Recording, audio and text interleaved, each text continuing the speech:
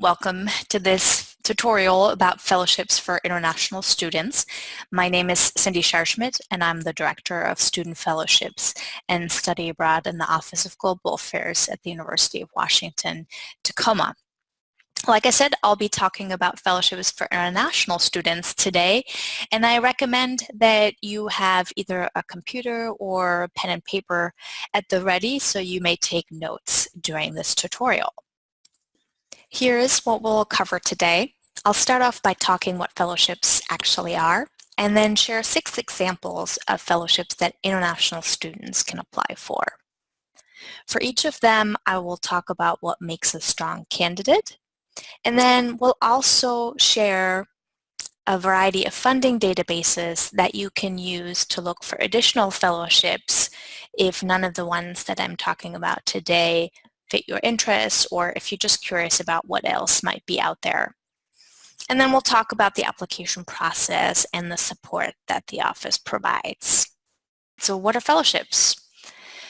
Fellowships are merit-based competitive scholarships that fund a variety of different opportunities. Among them is funding for research.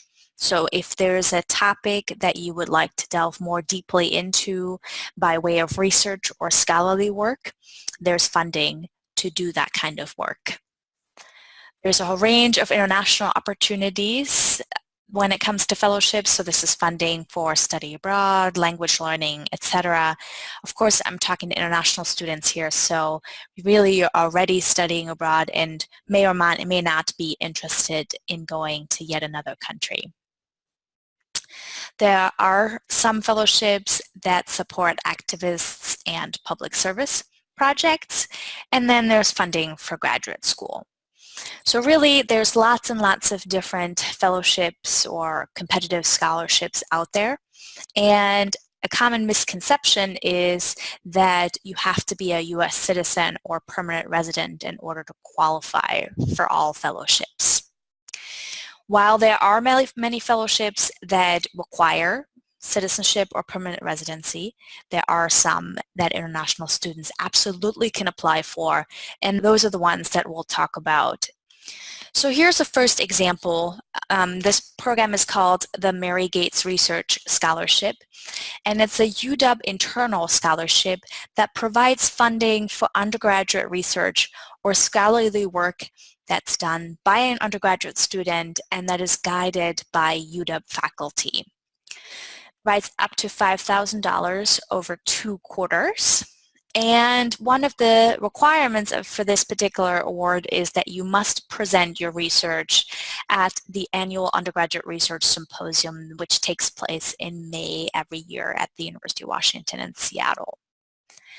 And of course, this is funding for research or scholarly work, so one of the other requirements is that you must actually be doing work alongside a UW faculty member on a topic that's of interest to you. There are 2 deadlines, one in the fall and one in our winter quarter, usually early on. And while you don't need to have started the research or scholarly work by the time you apply, you do need to have a pretty good sense of what it is that you would like to work on, because the application asks you to talk about the research that you're hoping to do and why it is important in general and why it's important to you personally. Strong proposals for the Mary Gates Research Scholarships are those that show that you're taking initiative on a research or scholarly project and that there's something new or innovative that you're trying to research that it would make some contribution to your field of interest. For more information, you can go to the Mary Gates Research website. It's a bit of a long URL. It might be easier just to Google the name of the scholarship and you'll likely find the website that way too. Here's another scholarship. This one is focused on women in business, and it's called the Jane Klausman Women in Business Scholarship. These are given out by an organization called Zonta International, which is focused on advancing women in business fields. There are some awards that are giving at the district level. Those are up to $2,000. And then there are 12 scholarships that are given internationally that are worth up to $8,000. This scholarship is open to women that are pursuing a business or a business-related degree and who have outstanding potential to succeed in your field. And again, this is business or business related. You can find more information about how that's defined on the Zonta International website. As a student at UW-Tacoma, you apply through the Zonta Club in Olympia. And information about that will be on the Zonta International website, but please note that there's no one national or international application, but you have to find the Zonta Club that is located in Olympia. That's the one that's closest to us, and I am in regular communication with the leadership team of that club, and they have clarified that UW-Tacoma students are absolutely eligible to apply. The next program I want to talk about is called the DAAD RISE. RISE stands for Research Internships in Science and Engineering, and DAAD is the German acronym for German Academic Exchange Service. Now, these DAAD RISE programs have two different versions, one for undergraduates and then one for graduate students. I'll talk first about the undergraduate opportunity. So these are funded STEM summer research internships where you work alongside PhD students at a German university. They typically set up a research project for you that you will help support while you're in Germany. These are typically about 2 to 3 months long, and they take place during the summer. If you're a graduate student, you would be applying for the DAAD RISE Pro, which provides internships at companies in Germany. These can be slightly longer. Often they are up to 6 months in length. The program provides a living stipend, funding for healthcare, and funding for travel to and in Germany. The deadline is typically in December. Now, I should also note that in most cases, the working language is English. So I would say that in the overall majority of cases, there's no expectation that you speak German for the purpose of the internship. There are some exceptions, but it will clearly indicate that when it's the case, and you obviously wouldn't apply to those particular internships if you do not speak any German. I should also note that you can apply for up to 3 internships. And once the application becomes available, there'll be actually a database of internships to choose from, and you would look for one that fits your academic interest, your research interests, and then, like I said, apply it for up to 3. Now, while German might not be a requirement to participate in the internship itself, it can be incredibly helpful to know some German for interactions that you'll have outside of the research environment. Here's the website for the DAAD RISE program. Again, maybe easier just to Google the program name and find the website that way. All right, here's another international opportunity called the Gates Cambridge Scholarship. This program provides funding for outstanding students from outside of the UK to pursue either a master's or doctorate at Cambridge University. Of course, Cambridge University is one of the most prestigious and well-known universities in the world, and so you should expect to have competition for this particular scholarship.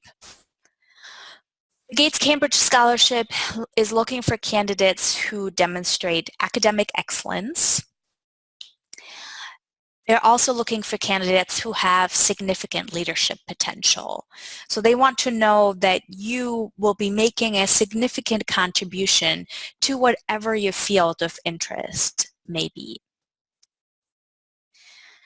They're also looking for people who are committed to improving the lives of others around you. Again, that desire to improve the lives of others will look very different depending on your field of interest. There's no restrictions in terms of eligible fields of study, but whatever it is you do, there has to be this outward-facing motivation. So it can't just be that you're pursuing graduate school in order to earn a lot of money after you finish your graduate degree. There really has to be this desire to put what you learn to very good use to benefit a segment of society. And of course, there has to be a good fit with Cambridge. This is a scholarship to pursue graduate studies at Cambridge, and so the selection committee is going to look for evidence that you have actually done your research and identified a program and faculty that you're excited to work with should you be selected to study at Cambridge University. If you're a non-US citizen, there's 2 deadlines, either December or January, and the exact one will be depending on the course of study that you are hoping to pursue at Cambridge University. This website is pretty straightforward. gatescambridge.org is where you find more information. This one is another international scholarship called the Erasmus Mundus Scholarship. These are funded joint master's degrees that take place in universities within the European Union. There's a variety of fields of study available, and typically this program includes study and research in at least 2 different EU countries. So these degree programs are offered by a so-called consortium of universities, and you spend the first year of study at one university and then switch to a university in a different country for the second year. And you end up with degrees from both universities at the end of the program. You can apply for up to 3 of these joint master's degrees, and the deadlines are typically in November or December. This is a screenshot of the Erasmus Plus website, and please note that this is just a small selection of the available master's degree programs, and of course this is subject to change. So when you go to this website, there may be other available programs. But just to give you a sense, there are programs in urban studies, in data management and analytics, there are business-focused programs, along with digital communication, analytical chemistry. So really, there's a whole range of opportunities, and you apply for up to 3 that fit with your interests. And once you click on the links, you'll find out which universities offer these programs. The overall majority of these are offered in English, even if the countries or universities that offer them don't have English as an official language. The degrees are offered in English for the most part, and usually it's a very international cohort of students that will be participating in these programs. The application both to the graduate program and to the scholarship is basically one and the same. And when you apply to the graduate program, you indicate that you are interested in being considered for one of their scholarships.